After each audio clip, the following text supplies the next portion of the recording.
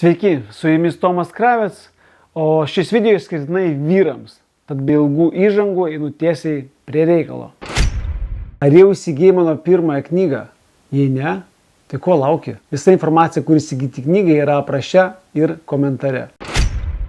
Pradėsime nuo to, kas kenkia testosterono gamybai, o vėliau prieisime prie būdų, kaip jo gamybą suaktyvinti. Žiūrėk video iki galo. Piktnaudžiavimas druska. Jei jūs dedate papildomai druskos į maistą, jūs sumažinate testosterono gamybą. Atsiminkite, druskos yra visur. Daržovėse, vaisiuose, sėklose, riešutuose ir taip toliau. Papildomas dėjimas druskos labiau įprotis nei realus poreikis. Tie, kas norėtų pasiginčyti šią temą, pasidarykite tyrimus ir pasižiūrėkite, ar jums druskų trūksta. Viršsvoris. Jei turi viršsvorio, tai automatiškai testosterono bus kur kas mažiau. Čia faktas. Čia daug ir plėsis nėra apie ką. Jei turi viršsvorį, tai akivaizdu, kad tavo mityboje ne viskas gerai. Tu negauni pakankamai fizinio krūvio taip pat. Jei nesusimastysi dabar, vėliau gali būti rimtos pasekmės.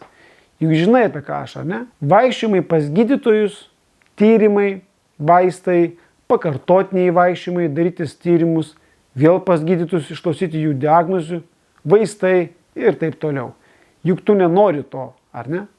Tad būk išmintingas vyras, daugiau meilės savo ir pirmin gerinti savo gyvenimą. Kavos vartojimas. Tiems, kas dar nežiūrėjo video apie kavos žalą, rekomenduoju būtinai pažiūrėti. Vyrai, kurie geria kavą, turi žinoti, jog kofeinas stimuliuoja kortizolio gamybą, o jam pasigaminant mažinamas kiekis testosterono. Turėk omeny, žmogau. Stresas. Jei dirbi darbą, kuriame patiri daug streso, jei pastoviai stresuoji, kad tau nepavyks atlikti vienų ar kitų dalykų gyvenime, jei tavęs nepalaiko ir dažnai kritikuoja, tai sukelia stresą ir gaminasi kortizolis. Kuo daugiau jo pasigamina, tuo mažiau testosterono. Jau sakiau tai, ar ne? Kava šį procesą taip pat užkuria. Taip, kad apsidairyk aplink, apstu galimybių. Tu tik jų nematai. Nustok gailėti savęs. Nustok save plakti. Nustok vertinti neigiamai save. Pradėk daryti pokyčius savo gyvenime. Jei darbas tave smugdo, pradėk paieškas naujo. Įdėk pastangų. Pradėk domėtis per pažįstamus, draugus, giminės ir kitus artimus žmonės.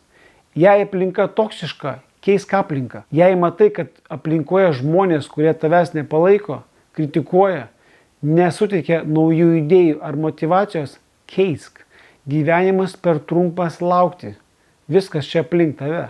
Leisk savo pasiimti. Gausa aplink tave. Gražius moteris aplink tave. Normalūs darbai irgi ieško normalių darbuotojų.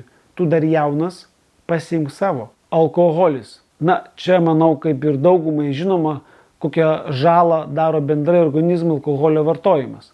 Bet šioje vietoje atkreipsiu dėmesį į vieną niuansą. Vienas alkoholio suvartotas vienetas gali sumažinti testosterono gamybą iki 15%, o jei tai daroma kas savaitgalį, 52 kartus per metus, o nuo maždaug 25 metų vyro organizme testosterono lygis mažėja apytiksliai nuo 1 iki 3%.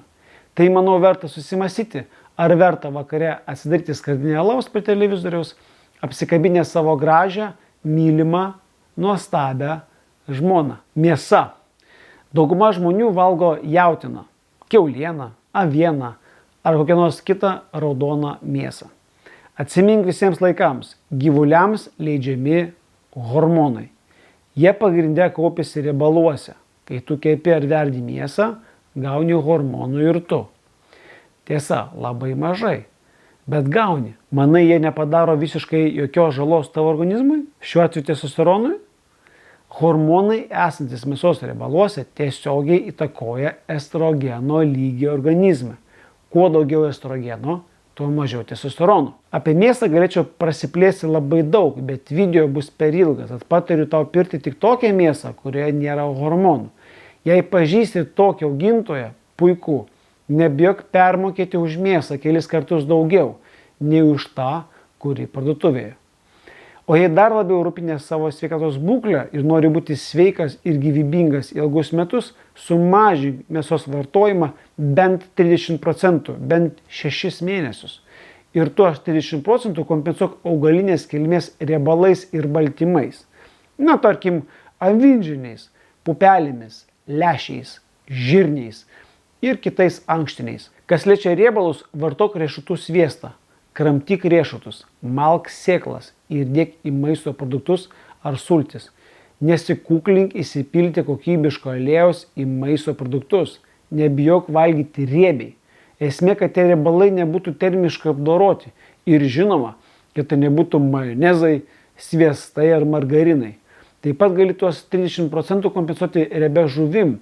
Ypač gerai jei ją vartotumei žalią. Žalioje žuvyje visi reikiami elementai. Pagalvok, kaip japonai valgo žalią žuvį. Kur jie deda? Teisingai, į sušius. Na, arba daro patiekalus, kuriuose žuvis žalia. Jie nėra kvaili. Patikėk. Nes jei japonus pradėtume maitinti cepelinais, kugeliu, steikais, po 50 metų turėtume nekokią situaciją.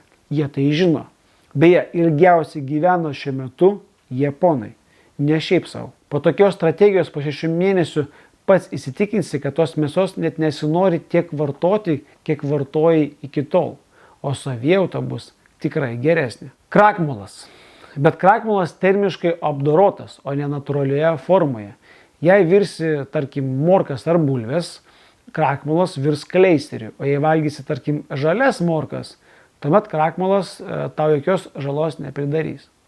Lygiai taip pat ir su miltais. Sumažink baltų miltų kepinius, makaronus, baltus ryžius mitybos racione ir tavo testosterono lygis pakils. Pakankamas kiekis miego. Nenaktinėti ir eiti miegoti iki 22 valandos. Miegamajame privalo būti tamsu ir ne per šilta. Normali temperatūra miegamajame turėtų būti apie 16-19 laipsnių šilumos. Selenas – tai elementas, kuris yra randamas riešutuose, žinoma, nekepintuose, grybuose, žinoma, tik džiovintuose arba šviežiuose burokėliuose, kopūstuose ir špinatuose. Šis elementas dalyvauja testosterono gamyboje. Turėk omeny, jei nuspręsi įsigyti seleną kaip papildą, žinok, kad jis privalo būti organinėje formoje, o ne sintetinėje. Daržovių vartojimas. Jei padidinsi šviežių daržovių ir vaisių vartojimą, tuomet gausi daugiau ląstelienos. O ląstelieną neutralizuoja arba, gal tiksliau sakant, normalizuoja cukraus ir riebalų lygį organizme. Taip pat mažina insulino lygį, o tai pagerina testosterono gamybą. Pasidarykite laboratorinius kraujo tyrimus ir pasižiūrėkite, ar nėra trūkumo cinko ir magnio, nes šie elementai įtakoja testosterono gamybą. O jei trūks, vartokite maisto produktus, kurių sudėtyje jų yra daug. Pavyzdžiui, cinko yra gausu sėklose, riešutuose ir grūduose. Magnio daug taip pat sėklose, riešutuose, lęšiuose, pupelėse, avokaduose, bananuose, džiovintose vaisiuose ir taip toliau. Jei nusprendėte pirkti papildus vietoj kokybiškų maisto produktų, tuomet cinkas ir magnis turi būti organinėje formoje. Atsimink tai visiems laikams. Pakankamas skysčių vartojimas.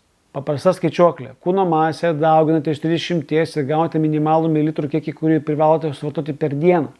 Vanduo neturėtų būti mineralizuotas.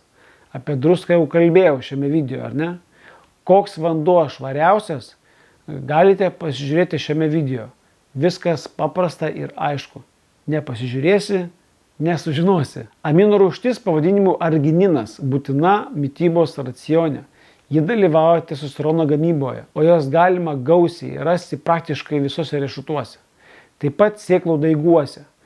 Manai, daigus valgyti nevyriška? Labai klysti. Jos yra visos mums reikalingos amino rūgštys. O tai aktualu tiems, kas dar ir sportuoja.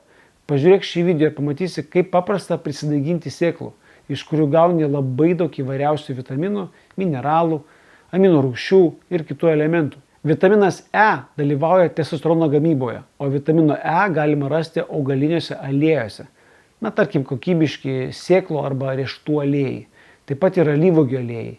Pupelėse, žirniuose, lęšiuose ir grūduose taip pat galima rasti šio vitamino. Prieskoniai. Kai kurie prieskoniai aktyvina testosterono gamybą. Jų nedaug, bet yra. Pavyzdžiui, kardamonas, karis, ciberžolė, svogūniniai prieskoniai, česnakai, jogimbino milteliai. Dėk šios prieskonius į maistą, tik nepersistenk. Neracionalus vartojimas žolelių gali apsunkinti kepenų veiklą, o jos juk gamina riebalus, o jų reikia testosterono normaliam lygiui. Toliau, vitaminas D. Jei jo trūksta, ta pati situacija. Testosterono lygis bus mažesnis. Jei nematėjai mano video apie vitaminą D, būtinai pažiūrėk. O ypač šiais 2021 metais, kai žmonės praleido labai daug laiko namie, dėka šio karantino ir dar neaišku, kiek laiko praleis, saulės negavo žmonės pakankamai. Kaip reikės suktis iš šios situacijos, aš nežinau. Bet vienas būdas yra. Vartoti reikės vitaminą D papildomai. Taip pat ir kitus elementus, kad vitamino D savinimasis būtų efektyvus. Žodžiu, pirmiausiai peržiūrėk šį video. Seksas. Kada to užsiemi? Ryte, dieną, vakare? Atsimink, vakare testosterono gamyba sumažėja ženkliai. Tad jei užsiemi seksu su antra puse vakare, tuomet tavo organizmas lėčiau atsistatys sekančiai dienai. Jei tai darysi ryte ar dieną, viskas bus daug geriau. Išbandyk bent 4 savaitės ir įsitikinsi. Fizinis aktyvumas. Jei bent kas antrą dieną sportuosite ar darysite intensyvią mankštą, kurios trukmė būtų tarp 30 ir 60 minučių, tuomet jūsų organizmas pagamins reikiamą kiekį testosterono. Pabrėžiu, didžiosios raumenų grupės privalo būti apkrautos pakankamai. Tai viena iš esminių sąlygų, norint gauti maksimalių rezultatų. Indolis 3-karbinolis – tai medžiaga, kurią galima rasti kryžmažiedžių daržovių sudėtyje. O tai yra kopūstai, brokoliai, ridikėliai, lapiniai kopūstai ir taip toliau. Ši medžiaga natūraliai sumažina estrogeno lygį. Kartoju, natūraliai. O to pasekoje testosterono gaminasi daugiau. Daržovėse slypi jėga. Prenumeruok daugiausiai turinio apie mitybą turintį kanalą lietuvių kalba ir žiūrėk kitus video, kuriuos matai ekrane. Būk išmintingas vyras, būk vyriškas, būk sveikas ir energingas, o visą kitą įsigysi už pinigus. Iki.